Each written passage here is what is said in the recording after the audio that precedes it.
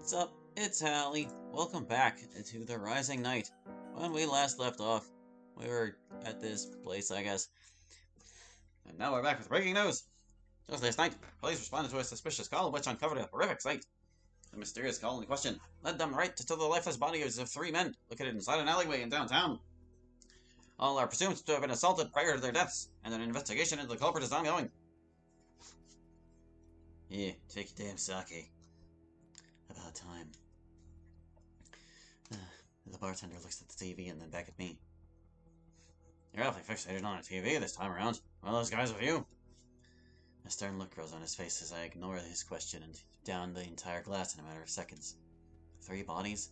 I don't recall seeing anyone else when I was surveyed the area afterwards. It's strange, but it almost works in my favor. The police won't be able to pry them for information. Not that they'd get much out of them to begin with. Answer your question, Hallie. No. Could you refill this? It's empty. Brick wall as always. The bartender takes my glass before stepping away. If I really slipped up and missed someone who saw that or what happens, then this situation only becomes more bothersome. If they're willing to kill 2 men who were already unconscious, who's to say what their motives are, or what all it is they know? 3 people dead? Whoa, that's crazy. I overheard the conversation of 2 women from across the table. You know, I bet it's because of that new drug or whatever that's been going around. New drug? What are you talking about? I'm serious. From what I've heard, that thing makes you all mellow and stuff. But as soon as you stop taking it, you get all irrational and aggressive. Uh-huh. Trust me, it's a hit with the homeless people. Some junkie probably went on a rampage and killed them. It is downtown we're talking about. Come on, we should go home. I think you've had enough to drink tonight. Huh? But wait. To be killed by the very drug they're associated in dealing, that'd sure be an ironic twist of fate. Doubt it, though. And as beneficial as it'd be for me, it's just too good to be true. I have to stay on guard for the time being, even more so than I already have been. I turn my attention towards the TV once more. Only one of the 3 men has been identified at this time. A 25-year-old by the name of Futoshi Sagawa, that's right. He's young for someone supposedly involved with the Yakuza.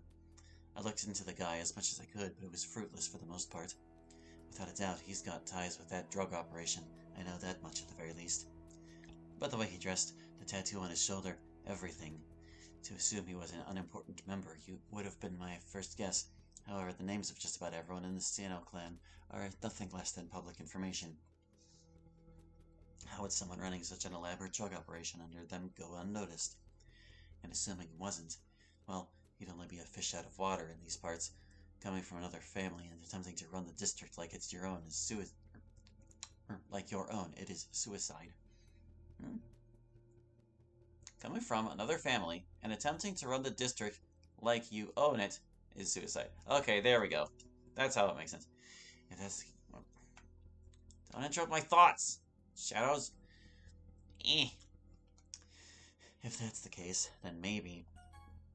My thoughts are interrupted as the bartender comes back with another glass. Thanks. As I down the drink, I catch sight of the bartender leaning across the table. His hand is cupped around his mouth so as to not be heard. You're a liability to have loitering around, you know that, Hallie. If they find out I'm allowing a high schooler to drink here, I'll be in a world of shit.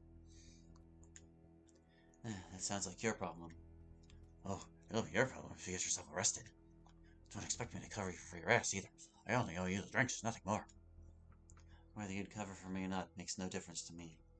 At the end of the day, you still owe me. This place is completely out of my way, and a pain in the ass to get to at that, so excuse me for enjoying the atmosphere. The bartender grumbles before grabbing a bottle off the shelf behind him. If it's so much trouble coming over, then just take this and get out of here. The more you spare me of your presence, the more I can feel safe about simply doing your own damn job. How generous.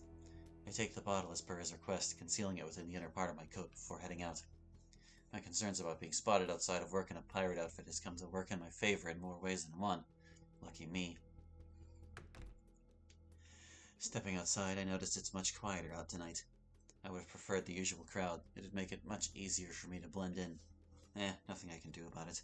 Laying low is the best I can do right now. especially after all that's happened recently. I shake my head. Everything will be fine. May it be nothing more than a coincidence, or fate itself. There's no doubt that Sagawa's death hindered their operation. Whether he'd have been an affiliate of the Yakuza, or even the coordinator himself. Assuming any of the two options to be true, I shouldn't have to worry about any tasks getting assigned to me for the month, or whatever's left of it. I say that like it matters one way or the other. They'll find something for me to do. They always do. Even if the operation was hindered, what good is that achievement, really?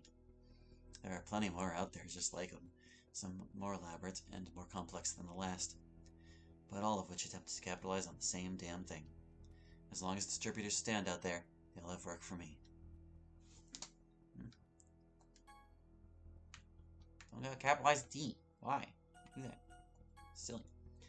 It's the least I can do for them, after all they've done for me. It may just be another cog in their machine at the end of the day, but I wouldn't be here without them. That's a simple truth. That achievement's nothing less than an expectation anyway.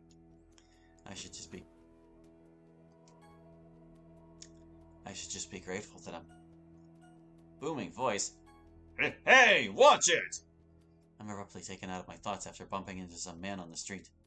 Without making eye contact, I turn to him and apologize before walking back off. I don't get very far, however, as I hear him call back out to me. You, over there! Stopping in my tracks, I cautiously reach into my right side pocket. It isn't until he shouts once more that I fully turn my attention to him. I know you can hear me! Yes? About time. Was starting to think you were deaf. You heading to downtown, correct? I might be. It's a yes or no question, sir. Just passing by. Uh-huh. Well, I advise you to be careful over there. Last night there was a triple homicide with the culprit still at large. Happened damn near this time of night, too. That's so. Indeed. If you keep heading down this way, you'll end up square at the scene, too. I'd suggest taking a detour before the next intersection. That way you can avoid the crowd that's gathered around there. Mm-hmm. That's all I had to tell you, sir. Stay safe now, alright? Yep. He shoots a wary glance my way before continuing down his own path. Meanwhile, I loosen the firm grip my hand had over the switchblade in my pocket. That was close. Was it that close? Didn't seem like he had any ill intentions. The three of them have been taken care of, just as you requested. Sagawa, however, was dead on arrival. We weren't able to find the person behind it. I'm extremely sorry, sir. Huh? Don't stress yourself out so much about it, son. If you had stayed there any longer, then you would have only made the situation worse. But now then, the job was completed in the end, right? I suppose so, sir? I still have one more request of you. There's one loose end I need tied up. One that almost slipped by me. A guy named Sakamoto. He was a buyer we had recently, and things didn't go so well. There's no doubt about his involvement in this recent chain of unfortunate events. Extract what you can out of him for me. You can make the scene afterwards look however you please. Understood, sir. I feel like it would have helped if question marks number 1 was like lackey, and even if the other one was just like sir instead. Like, just give me anything to work with. Come on now. Yo, Hallie! Oh, Eli. Come on, what's with the energy? I would have thought being in a club would make you a little more sociable. I simply shrug my shoulders at him before taking a seat at a nearby desk. He sighs, pulling up his own seat right next to me. Yes? Well, I never properly thanked you for what you did yesterday. We were on a bit of a time crunch trying to fit in everything, so it slipped by me. Yesterday? Of course. You found Yuri when none of us could, and got the ball rolling when it came time for them to apologize. Oh, there was nothing. He checks around the room before leaning closer and lowering his voice. You also said Sayori's bully was nothing. I know that's not true. I just want to make sure everything's alright. You said she was in the library, yeah? Was there anyone pestering her? Like a bully, a teacher, or hell, even someone from that newspaper club? Newspaper club? No, we just talked. That's really all? Huh. Before that, she mostly just tried to steer clear of me. Not that she was very good at it, clearly, just that it's the only thing to happen aside from our talk. She was trying to hide from you? Why might that be?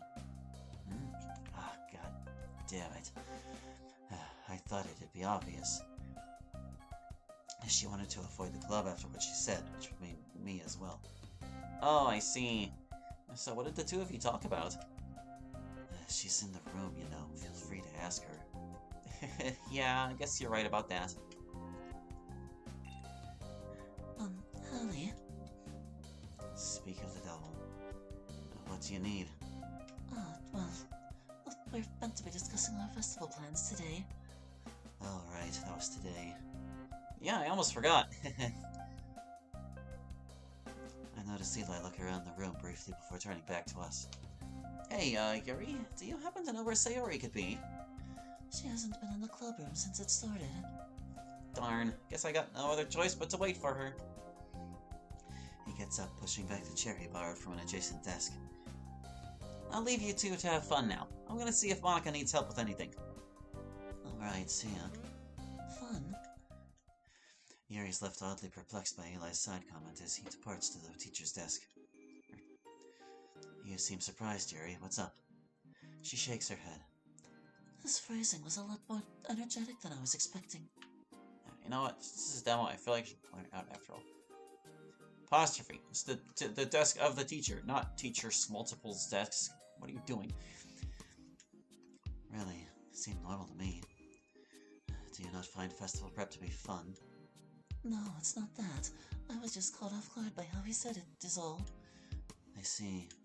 Speaking of festival prep, though, what does setting the atmosphere mean exactly? Huh? I mean, it's Sayori who's getting all the Halloween decorations. What's our job in this? You mean to say you chose to help me, despite not knowing what the work was, but that you were agreeing to? That's one way of putting it. I knew Natsuki was baking something, and that Monica was working on the flyers and pamphlets. And I, of course, know what Sayori's getting. To me, none of those sounded like anything I'd be real helpful in cooperating with.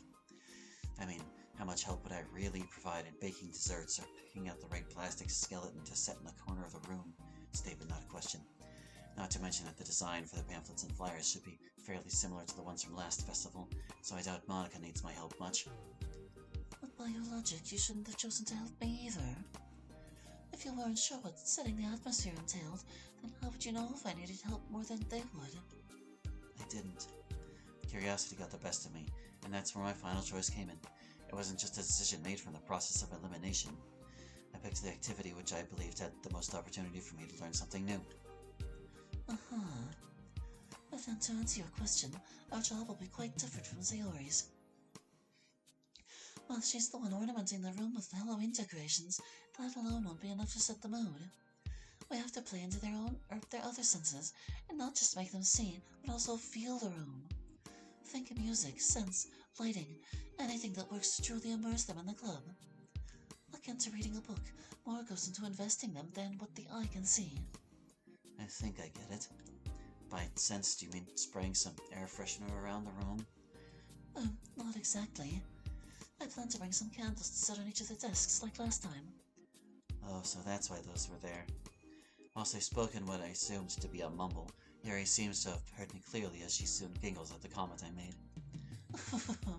They weren't just for lighting, Hallie. Did you happen to notice the lavender scent within the room? I did. To take a guess, was it because it helps in reducing anxiety and increasing focus or something? You guessed correctly. I would have normally gone for a jasmine aroma, which helps in relaxation and enhancing motions. But whenever I'm writing a poem, studying, or reading novels, I've always found that having a lavender scent permeating within the room works best. It helps to keep me mellow and my mind active. If I had to put it one way, I'd say it's like my version of a cup of coffee. Because you can't go without it? No. I say that because it helps a lot in my productivity. Ah, I see. If there's anyone to be concerned about with coffee, a certain someone named Monica might be who you'd want to talk to. She says this in a hushed tone, her eyes locked across the room to where I presume Monica to be. I don't follow her gaze in hopes that she won't look over to us. Honestly, I don't blame her. If there's anyone who needs coffee the most, it's probably going to be someone like her. With classes like hers, I can agree. Anyway, now that I have an idea of what our goal is, what are you gonna have me doing? Admittedly, I haven't decided yet. That's right, I almost forgot. Monica asked if I could remake the banner as well. Yuri's abrupt change in tone catches me a bit off guard. I'm not exactly sure why she reacts as though it's a huge deal. It's just a banner. I see. We'll need paper, paint, ribbons. What else? Wait, we're gonna be painting. Oh, yes. Do you have any arts and crafts supplies back at home, Hallie? No. Apart from standard office supplies and a few different colored pens, I've got nothing of the sort. No matter. I'll make sure to stop by a store to pick everything up before you come over. We're going to your house. Unless you'd prefer we do it at your house. No. I was thinking we were gonna use the library. The library can get too crowded for my liking, especially this close to a festival. Your house it is. By the way, does next Saturday work for you? If not, then I could find some time during the week. Sure, works for me. I briefly look over the clock on the wall, realizing we're barely a quarter of the way through the club meeting. I also spot Monica and Natsuki working and reading, respectively, at their usual spots, but oddly enough I don't see Sayori or Eli around. Wonder where they are. Hallie, What's up? sorry, but I wasn't sure where you were looking. Nowhere, really, just checking the time. I see. Would you mind if I asked you something? I don't see why not. Could you show me the book you borrowed from the library? I know I asked you then, but I didn't get a good look at it. Yeah, sure. Grabbing my bag from off the floor, I open its zipper and pull out the book. Oh my, it's much bigger than I remembered. I'm surprised. Really? I thought you'd be used to this kind of size. Unless you mean for my sake, in which case its length isn't much more than what I'm used to. Besides, the longer it is, the more time you have to get invested in it, right? I noticed Yuri's face turn red at my answer, a reaction I wasn't anticipating. That could have been phrased a little better. What do you mean? She doesn't speak up, which oddly worries me. What does she mean by that? I didn't say anything out of line, did I?